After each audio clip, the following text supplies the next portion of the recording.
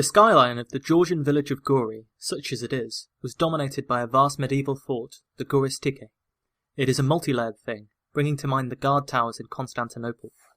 Its buttresses are small and close together, giving the whole a cookie-cutter appearance. It still stands today, in spite of various invading armies attacking the fortress over the years.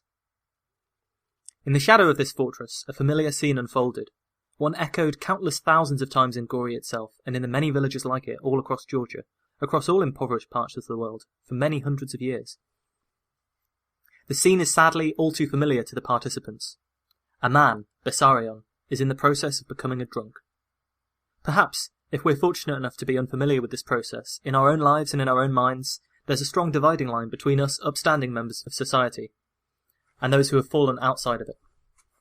Maybe, if we give it thought, we imagine some catastrophic event has propelled them into their current crisis, and recovery is unlikely, if not impossible. In reality, it's often a gradual procedure. You can hold things together for quite a long time before they finally fall apart. Once this man ran a modestly successful business making shoes. He was respected in the community. His drinking problem had started in earnest when the first two sons had died in infancy, and he felt that he'd been cursed by a local idol.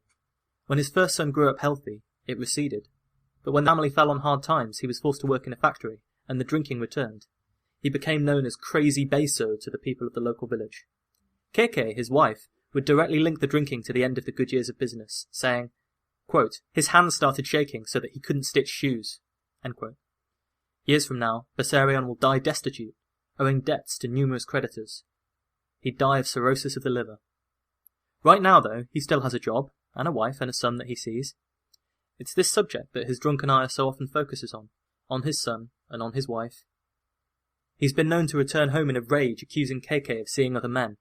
He beat the boy like a dog and would yell, "Where is Keke's little bastard? Hiding under the bed?" At the time this occurred, the boy was 4 years old. There's a story that, in an attempt to protect his mother, he threw a knife at his father. This latest argument was different, however. This was about the young boy's future, whether he should be educated or not. The boy should pay his own way, Bessarion insists. We cannot continue to pay for his education. In a rage, and against his wife's protestations, he drags the boy from Gori to Tbilisi, the capital of Georgia, to work in a shoe factory. There he will earn a meagre wage for petty manual duties while he learns the craft of shoemaking, and his entire life will be mapped out for him by circumstance, just as his father's was, and his father before him. That's the way things go in the permanently feudal, rural countryside in these cities, where poverty is the basic state of existence and even survival can be a struggle. More often than not, you fill in the minor details of your life, which is guaranteed to be of no historical importance. Or at least that's how things would have gone if Bessarion's will had held. Instead, Keke managed to contact some local priests who ran the school where the boy was studying, and he was returned to Gori to complete his education, while Bessarion's cycle of menial labour and alcoholism continued until his death. And of course the boy, now to complete his education, was Joseph Zhugasvili, who would later become known as Joseph Stalin. Hello, and welcome to Autocracy Now, the show about the lives of historical autocrats. In reading the story about Stalin's boyhood, I'm reminded of countless stories like it. If you're willing to see them for what they are, history has a great many pivot points, little events that seem of no consequence at the time, which had to happen precisely the way they did, for the world to be as it is now. Maybe you can think of such coincidences in your own life that seem to lead to greater changes. I know I can. The momentous is not always signposted, and it's easy sometimes to look at the way the world builds such elaborate citadels and such small foundations and think, this was preordained, this had to happen. A few months after he returned to Gori, young Joseph was knocked down by a horse and cart. He might have been playing chicken in the road with some of his school friends. It could easily have been a fatal accident. Instead, the boy was merely injured. These are dispassionate facts, but our minds want to attach symbolic meaning to them, fate or even providence. In this way, we justify the way things have worked out, and allow ourselves to believe that, if we don't live in the best of all possible worlds, we're at least in the upper half. But it's kind of hard to marry the idea of providence with the life of Joseph Stalin. Regardless of what it became at first, a lot of idealistic people subscribe to the tenets of Marxism and communism. Though the worldview that pits the industrial worker against the bourgeoisie in an eternal class struggle is oversimplified, there's a notion of justice inherent in the original writings that makes the system attractive. This explains why, even today, after various large-scale attempts to establish a communist society have all devolved into autocracies, it's still attractive to a fringe of intellectuals and students. Stalin would become the ultimate embodiment of the fundamental flaws in this ideology that have meant all large-scale attempts to establish a communist society have turned into autocracies or dictatorships of some kind or another. Marx's philosophy is dripping with destiny. The inevitable outcome of inequality is revolution, and the inevitable outcome of revolution is, eventually, Socialism. If there's such a thing as destiny, as these ideas were being distributed in Europe and Russia, it was not particularly concerned with the road to paradise. To truly understand the Russian Empire in this time period would require another podcast series, or several, so I have to sketch with a broad brush, and I want to apologise throughout this because there's so much interesting history I'm going to have to miss out on just so that I can get back to the main narrative of Stalin's life, so hopefully you'll either forgive me, or even better, look up as much as you can about this stuff, because it really is wonderful. So like all vast empires, under the monolithic surface there was intense division. As well as ethnic Russians, there were Finns, Georgians, Tatars, Turks, and any number of other nationalist dissident groups, who often wanted territorial independence for their countries. The secret police under the Tsars, the Okhrana, regularly exported thousands of dissidents to Siberia. The economy was principally agricultural. For many hundreds of years, the system of serfdom was the way of life for the vast majority of the population. The serfs were farmers who were tied to working on the land of the boyars, or lords. They were not allowed to move or seek alternative employment, and in return, the lord was obliged to provide them with protection and a plot of land they could work for their own personal improvement. Serfdom was a dominant system in Western Europe for hundreds of years, but it went into a slow decline that started with the Black Death. In one of those rare upsides to catastrophe, the Black Death allowed the survivors to negotiate a better deal for their labour because there was just less competition. So many labourers had died. By the 18th century, most of Western Europe had moved away from serfdom, but it still dominated in Russia. In the meantime, the minority of the population that lived in cities gradually started to industrialise and catch up with the rest of Europe, but the pace was slow. In part, this is just down to the geography of such a vast empire, more than any specific mismanagement or incompetence. The autocratic Tsars were often repressive and conservative, with strong ties to the dominant Russian Orthodox Church, which emphasised the divine right to rule of the Tsar. The Tsars themselves offer an interesting study in autocracy and its effects on the progress of state. Now, a Tsar with a mind towards liberal reform would be succeeded by a Tsar with a mind towards conservative repression, with the net result that lasting change wasn't often enacted. Another interesting aspect of the Tsars was their motivations behind conducting these liberal reforms.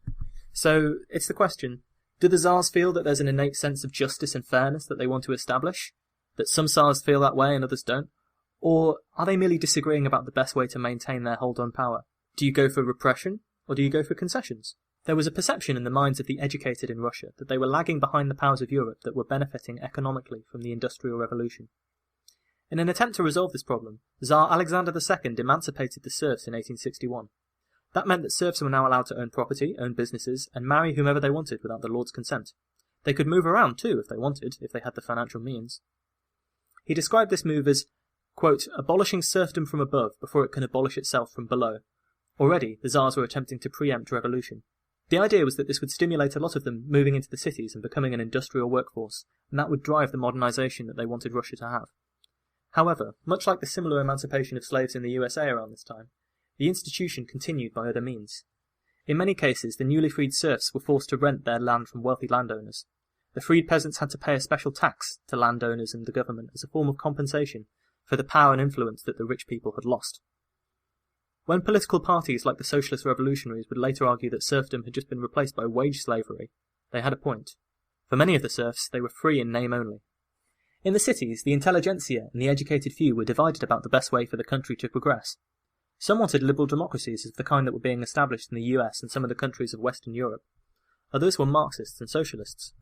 Now, they all realised that there was a vast amount of anti-establishment discontent amongst the peasants and the ex-serfs, but there was constant disagreement about how to harness this as a revolutionary force.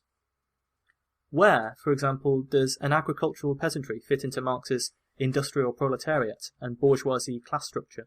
There's just no room for the peasants there. I mean, are they industrial workers or are they bourgeoisie? They're sort of neither.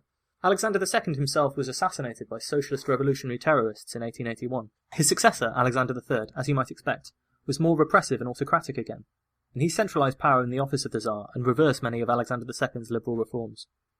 Tsar Nicholas II, his son, would continue broadly in the same vein. As I've said, this era of Russian history is just fascinating, as any transition of government from one form to another is fascinating, and I feel bad that I can't do it full justice without another series of episodes. But I hope that I've managed to provide the sketchiest of sketchy backgrounds for our focus on Stalin. Stalin's Georgian upbringing has often been cited as instrumental in his development. His fellow communists would see him as boorish, crass, even violent. A lot of them were intellectuals like Lenin, who was a lawyer and had never even met that many people of Stalin's social class.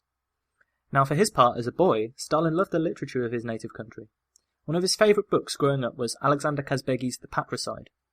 Its hero is Koba, an example of a Georgian mountain abrek, which for more civilized Russians means mountain bandit. In Kazbegi's book, at least, the abreks live by a code of honour. Innocent people are not to be harmed, but the abreks' enemies must be pursued to the death. There's an element of Robin Hood in these stories, with them stealing from the rich and giving to the poor on occasion. Koba, the abrek, declares, "I'll make their mothers weep," of his enemies. Revenge is a key aspect of the story.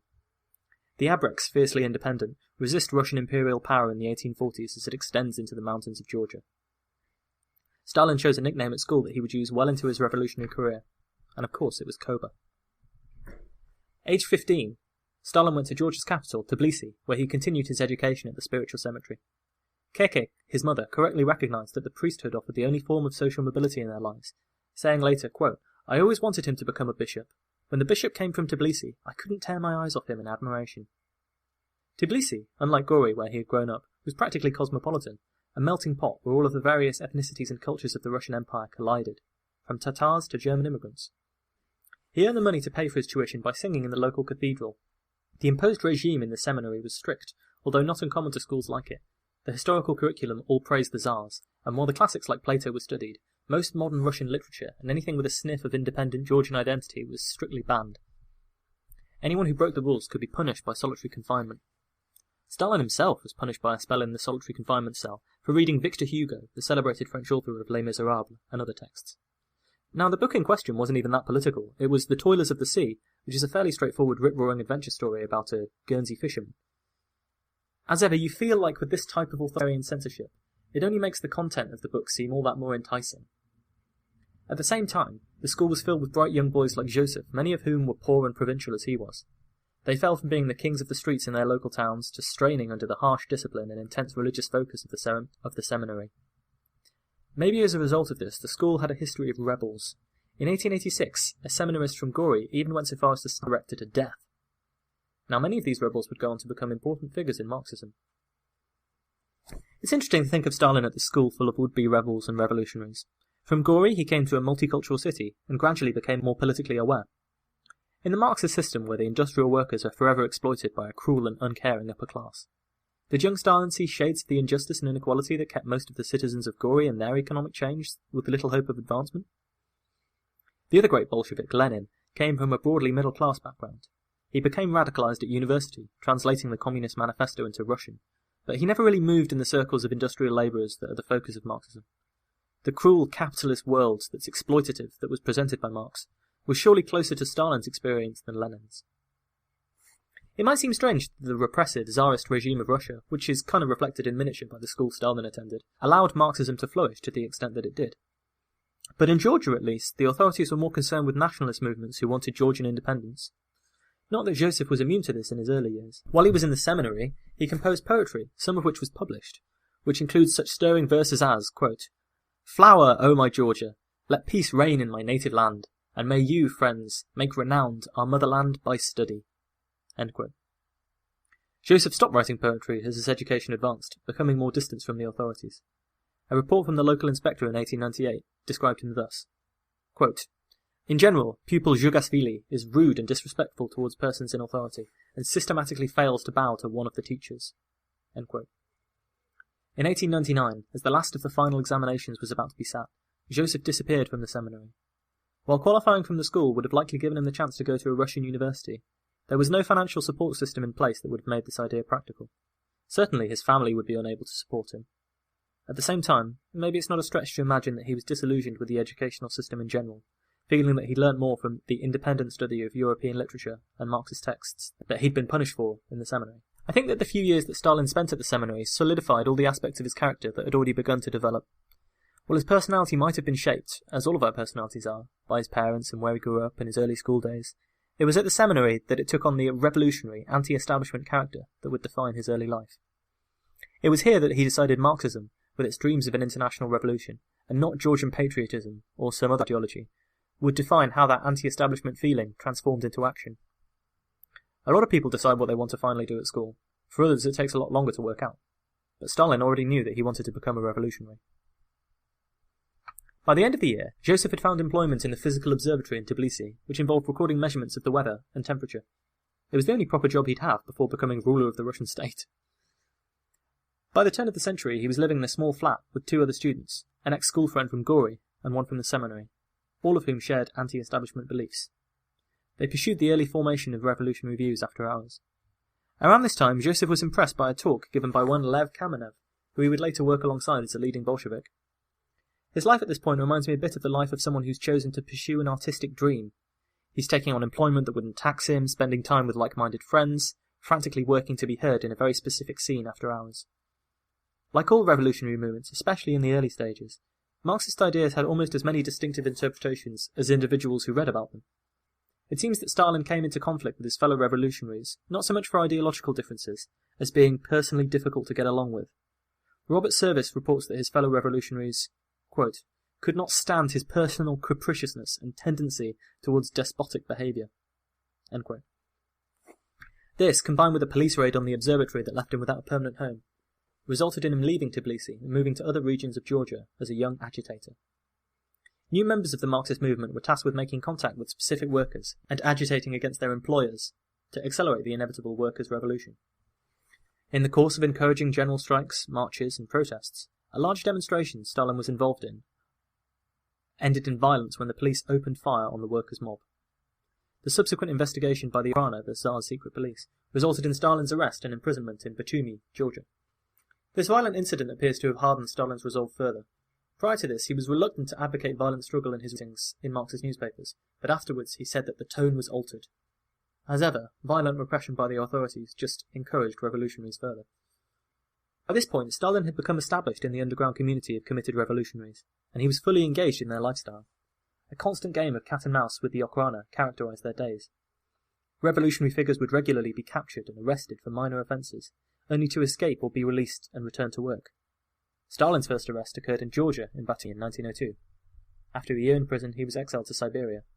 A cellmate of him said at this time, quote, "He was completely imperturbable. We lived together in the prison for more than half a year, and not once did I see him get agitated, lose control, get angry, shout, swear, or in short, reveal himself in other aspect than complete calmness. And his voice exactly corresponded to the glacial character which those who knew him well attributed to him." End quote. After a year, Stalin was transferred to Siberia, the icy and remote home of the political prisoners. More often than not, the would-be revolutionaries were shipped to Siberia but held with minimum security, with authorities trusting to the remoteness of the location to ensure they couldn't escape.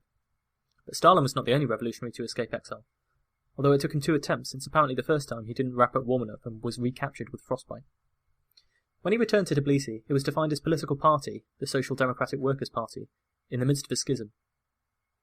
It was a relatively small minority of the revolutionaries, but even within them there were constant ideological battles. Lenin, the party leader, was more concerned with ideological purity than some of his comrades were. He wanted the movement to be centrally controlled, with a single orthodox vision for the revolutionary future. There were practical reasons for this beyond just accumulating power. A movement that's internally divided is harder to present as an alternative to the current system, and easier to infiltrate by the secret police. Stalin himself would be accused of being an Okhrana double or even triple agent on many occasions. Lenin was also unhappy with working with the middle classes to overthrow the Tsar. Others in the party, such as Trotsky and Martov, were more willing to tolerate difference in opinion. They wanted a broad, popular movement that was less obsessed with the finer points of ideology, and more of a loose association, one that would be willing to work with other socialists. Lenin and his hardliners, though, became known as Bolsheviks, and the rest of the party as Mensheviks. Even this naming was a propaganda coup for Lenin, because Bolshevik means majority, and Menshevik means minority, even though that wasn't always really the case. The Bolsheviks wanted a violent overthrow of the state, while the Mensheviks were happy to work with liberal opponents of the Tsarist regime to establish a socialist paradise. The split, which had been rumbling for some time, was formalised at the Second Party Congress in 1903. It reminds me a little of the early events in Stalin's own life, because the party was hardly a vast revolutionary force. Only 57 delegates showed up to the Congress, and the authorities in Britain paid little mind to these overly serious men who squabbled in cafes, bars, and fishermen's clubs. Fledgling political parties were splitting all the time. As anyone who's seen Monty Python's Life of Brian and understands the subtle difference between the Judean People's Front and the People's Front of Judea can tell you. As with Stalin's later life, only later history gives this event a sense of grand historical significance. It didn't take Stalin long to pick a side in the fight. He wanted to side with Lenin and the Bolsheviks. Maybe you can see the beginnings of an autocratic tendency here. Maybe Stalin was just frustrated with the constant debate and inaction that came with having a wide and less disciplined party. Maybe it was just that the Bolsheviks were more happy with funding their idea through organising bank robberies. In order to prove himself to doubting fellow Bolsheviks, though, first he had to denounce the desire for a separate Georgian political party, which clearly went against Lenin's desire to have a uniform, centralized party. Stalin published his credo, essentially recanting what he'd said about a separate Georgian Marxist party, and he was allowed to stay within the Bolsheviks. He was still an advocate for the interests of all separate nations under the Russian Empire to have their own unique views represented, arguing with those who thought that the revolution would inevitably do away with all national divides, leaving only a class divide behind. This was an ideological problem that the socialists found very difficult to resolve. And, in a sense, while they were squabbling, the revolution happened without them. Tensions between Russia and Japan had been growing for around half a century at this point. Border territories between the Russian Empire and the Japanese sphere of influence, including Manchuria and Korea, were under considerable dispute. Negotiations over the territories broke down when it became clear that both sides were building up militarily, and Nicholas II delayed the negotiations and refused to compromise. Nicholas was probably not a warmonger, although he might have recognised the benefits war can have in boosting patriotism. But instead it seems more likely that he just expected Japan to yield to the vast might of Russia. Now this didn't happen, and war was declared after the Japanese launched a surprise attack on the Russian fleet in 1904. The war, while fascinating, is not our focus here, but the History of Japan podcast has an excellent set of episodes about the Russo-Japanese War. The key point for Stalin's life is that the Russians experienced a series of humiliating defeats. This exposed the Russian state as weak and ineffectual, and discredited the Tsar and many of his ministers. And, with this conflict rumbling away in the background, the workers began to strike. In the winter of 1904-05, strikes hit the entire capital city of St. Petersburg. As many as 150,000 workers may have been out on strike. On the 22nd of January, a peaceful march, headed by Father Gapon, an Orthodox priest, marched on the Winter Palace. The Tsar wasn't even there, having moved out of the city a few days before. They bore with them not a list of demands, but a petition asking for better working conditions. This was well within the regular political tradition of Russia. The Tsar was supposed to be the father, the carer of the people. People would quite often come to him with petitions, hoping that he would alleviate their suffering. There were many Tsarist loyalists in the march. It wasn't really an attempt at revolution. Indeed, the Bolsheviks and Mensheviks condemned it for having no clear political aims. Lots of people thought that the Tsar had been led astray by corrupt ministers. He couldn't possibly be aware of the conditions outside. But chaos broke out when some of the Winter Palace guards fired on the crowd, apparently after ordering them to stop marching. Hundreds, possibly thousands of people were killed and injured in the ensuing violence and stampede. This event became known as Bloody Sunday. Of course it was a propaganda coup for the revolutionaries. Now they could point to evidence of brutal Tsarist repression. Even for conservative traditionalist Russians, it was hard to justify the image of peaceful marchers being fired upon outside the Tsar's palace, and it contributed to his unpopularity. Even outside the city, the peasantry began to lose their faith in the Tsar as their friend and protector. The strike spread throughout the country. As many as half of Russia's industrial workers were striking, and violent clashes between strikers and police in various cities left more dead. The workers were joined by radical students as the universities closed, and returning soldiers from the defeats in the Russo-Japanese War became involved, with naval mutinies, including the famous one on the battleship Potemkin, breaking out. As the situation escalated, this looked like nothing less than the revolution that Russian Marxists had been predicting for so many years. Stalin, back in Tbilisi, threw himself into organising strikes and demonstrations. Workers formed their own councils, or Soviets, which demanded access to the levers of power. Stalin was convinced that the Tsarist government would soon be violently overthrown, but it was not to be. The Tsar clearly had to take action, and simple repression was just going to lead to more incidents like Bloody Sunday and escalate things. In October, the Tsar offered liberal reforms in the October Manifesto. Apparently Nicholas was not keen on these reforms. He wanted to establish a military dictatorship, but his first choice as dictator threatened to shoot himself in the head if the manifesto was not proclaimed, so he didn't really have a choice. The October Manifesto promised the Russian people civil liberties. They'd have freedom of speech, freedom of assembly, and freedom of religious belief. There would be an elected parliament or Duma that would have legislative powers. All men would be given the vote, which was standard in European democracies at the time. Under Prime Minister Stolypin, the Tsarist regime would attempt to walk a tricky tightrope. Reform without revolution, suppressing dissident groups through a combination of repression and concessions. It might look on the surface like the October Manifesto was a step towards establishing a constitutional monarchy, and in the eyes of Russian liberals, dragging the state into line with the rest of Europe. But there were some clear flaws. The Duma could suggest laws and had to approve them, but the Tsar retained the veto, so they could never do anything he didn't like. He still had ultimate power, and as it turned out, this included the power to dissolve the Duma whenever they had a major disagreement. It seems clear that the manifesto was not a positive commitment to establishing a constitutional monarchy, and instead it was a political tactic to head off the imminent revolution. But in this aim it was very successful. The manifesto was met with enthusiasm in Russia's cities, and the majority of strikes abated. Those that continued were brutally suppressed by the Tsar's armed forces. It was clear that enough people still believed in the Tsarist regime, especially with liberal reforms, to prevent its collapse, at least for now. The Bolsheviks rejected the October Manifesto and the Duma that followed. They became ever more convinced that the path to revolution was through a small armed group seizing power and toppling the Tsar by force. At the Fourth Party Congress in Stockholm, Stalin attended, leaving the Russian Empire for the first time in his life. There he was a vocal and outspoken proponent of the Bolshevik point of view, even as Lenin began to try and reconcile the two wings of the party, perhaps in recognition of the opportunity they had missed out in the 1905 revolution, which no longer seemed likely to topple the Tsar. One of Stalin's many duties as a Bolshevik was to organise expropriations or bank robberies, and Stalin continued this activity even after it was banned by official party congress due to Menshevik disapproval. It's not too hard to imagine a flash of the boy who'd idealised the Georgian Arbrechts bandits, who lived on their cunning, stole from the rich and distributed to the poor, still remained in Stalin, as he relished the work of planning bank robberies. In the most famous such incident in Tbilisi, the Bolsheviks robbed the Russian State Bank in Yerevan Square. Stalin was key in organising this. In fact, he got the schedule from when cash was transferred to the bank by stagecoach from an old school friend, who said later that he only helped out because he liked Stalin's romantic poetry.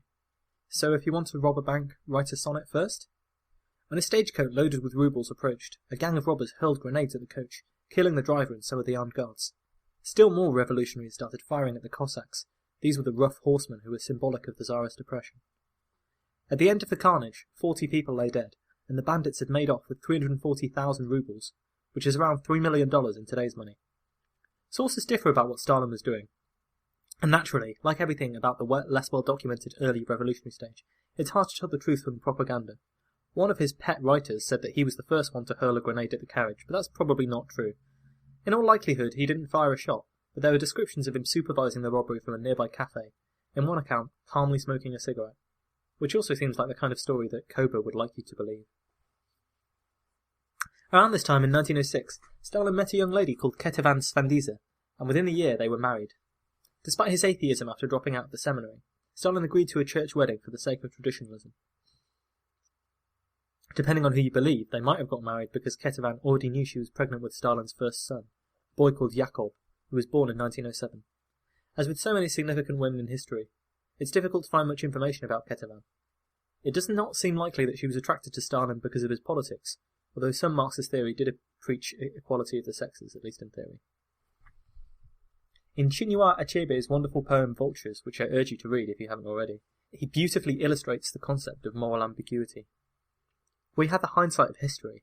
We know what Stalin did and what he became, that he was responsible for the deaths of millions of people. There are many historical figures like this. It's easy to divorce them entirely from their personal lives and look only at their horrendous actions. It's easy to imagine them as always displaying this cold, calculating, psychopathic persona. It's also extremely dangerous to presume that evil is always going to present itself in an obvious way. If we paint history and historical figures with too broad a brush, we won't recognise when similar figures rise again. So it's important to note the human side of his character. Stalin's friend at the time commented, quote, "I was amazed how Soso, who was so severe in his work and to his comrades, could be so tender, affectionate and attentive towards his wife." End quote. It seems like they were very much in love, but Stalin didn't let family life keep him away from his burgeoning career as a revolutionary, travelling to London for the Fifth Party Congress, which was marked by tensions between the Bolshevik and Menshevik factions. Shortly afterwards, in November 1907, just over a year after they were married, Ketevan died of tuberculosis. At the funeral, Stalin apparently said to a boyhood friend, quote, "This being softened my heart of stone. She's passed away, and with her have gone my last warm feelings for people."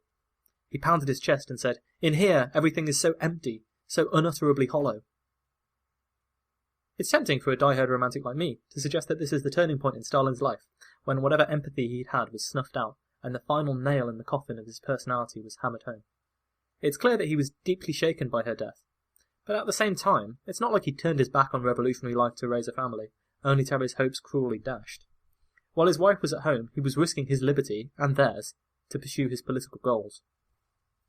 So although this episode in his life probably helped isolate him, as any tragic heartbreak will, it's a stretch to say that it turned him into the compassionless man he later became. If it was not already fully built, this was just another brick in the wall. And nor did he let his infant son get in the way of his revolutionary activities. The infant son was left with Ketevan's family. Simón Bolívar, the South American revolutionary, was heartbroken when his first wife died and swore that he'd never marry again. And he didn't. Although in Bolívar's case it probably wasn't his last intimate relationship, I think he has a better claim to the idea that cruel fate broke my heart and now revolution is my only true love. After all, a couple of years later, Stalin was having affairs with local girls, adolescents, and at least in one case, leaving another son behind. The next few years were spent in this vein, in and out of prison, escaping in disguises and under different identities, never staying in any one location for too long. The prison sentences were usually cut short by escapes. As the Russian Tsarist state staggered onwards, attempting to right itself with reform, the internal squabbling between Bolsheviks and Mensheviks continued. By 1912, any attempts at reunification were abandoned, as Lenin split his wing of the party off entirely. Stalin, who was starting to rise in Lenin's favour, was ordered to go to St. Petersburg, where he briefly edited the Bolshevik newspaper, Pravda, which means the truth. It was around this time that his primary pseudonym became Stalin, which means man of steel in Russia. A slight abandonment of his Georgian heritage, maybe, for political reasons. Although Lenin was less willing to work with the Russian parliament than his Menshevik foes, Stalin was in charge of coordinating the activities of the 6 Bolshevik deputies that were elected to the Duma. Throughout his time in St. Petersburg, though, he was pursued by the authorities. The Okhrana had infiltrated the party far enough to realise Stalin's increasing prominence, and in 1913 he was arrested once again. This time, though, the exile to Siberia stuck, and it would be 4 years before he was released, in 1917, that most fateful of years for Russia. Now, when I first learned about this, and I always used to imagine Russian revolutionaries being exiled to Siberia under the Tsar, I had an image in my head that they were in some kind of icy prison camp, thousands of miles from civilization, constantly guarded, and with little hope of any escape.